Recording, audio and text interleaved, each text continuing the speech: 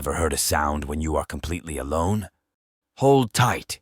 Welcome to Abyss of Horror, where your safe haven might just turn into your worst nightmare. Every home has its quirks. The occasional creaking floorboard, the flickering light bulb, the distant sound of pipes groaning in the walls. These are the sounds of a house living, breathing with its inhabitants. Or at least, that's what I always thought.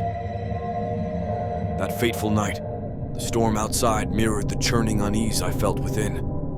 My parents were out of town, and my younger brother was sleeping over at a friend's house. The house was mine, and mine alone.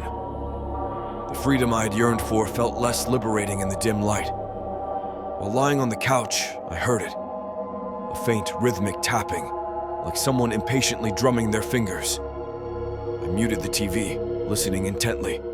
The tapping grew louder, echoing from the direction of the back door. I tried to shake off the fear, thinking it might be branches of the old oak tree brushing against the door. But when I reached the door and peered out, the oak tree stood still, untouched by the storm's winds. The tapping, however, didn't cease.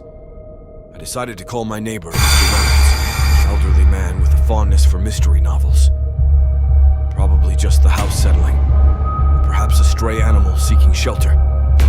Lock up and stay safe, he advised.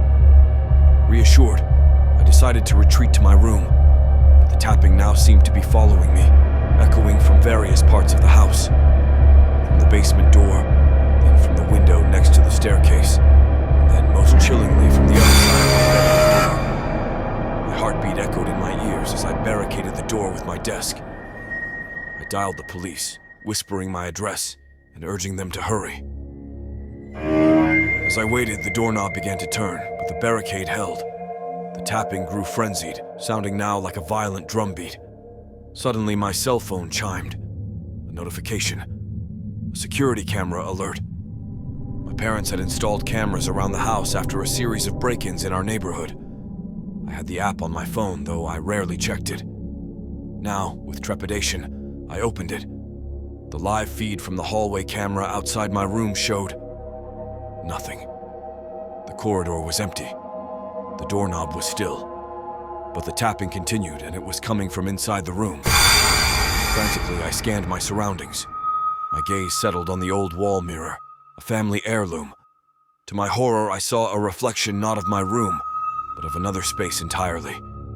A dimly lit room with peeling wallpaper, and in it, a shadowy figure tapping on the other side of the glass, its eyes fixed on me.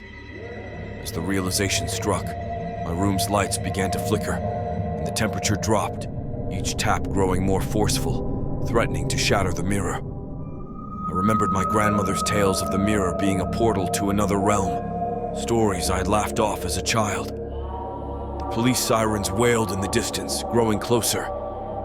The tapping paused momentarily, and the figure retreated into the shadows of its realm, its sinister eyes never leaving mine. Mirrors are said to be windows to our soul. But what happens when they become doorways for something darker? Sleep tight, dear listener, and perhaps keep a safe distance from reflections tonight. If you dare to listen to more tales that blur the lines between our world and the unknown, smash that subscribe button and give this video a like. Join us next time in the Abyss of Horror, where your reflection might just blink back.